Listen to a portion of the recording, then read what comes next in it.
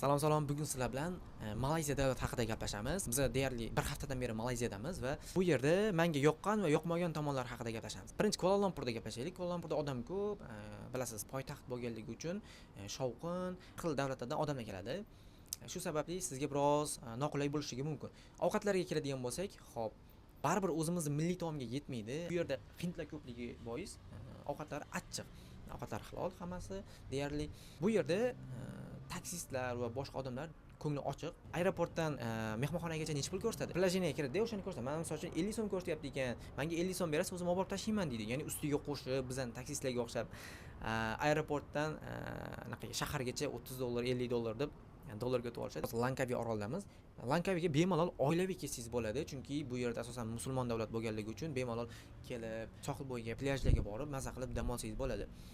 Xo'p, menga yoqdi. Sal qimmatroq davlat, kuniga har bitta odamga 50 dollardan hozir sarflayapmiz, minimum 50 dollardan sarflayapmiz. Agar ekskursiyalar va boshqa narsalar qilaman desangiz, yana sekin-sekin oshib boraveradi. Ovqatlari ham deyarli o'zimizning narxdan sal qimmatroq, lekin arziydi. Kelib bir hafta dam olib ketsangiz, maza qilasiz, ishoning.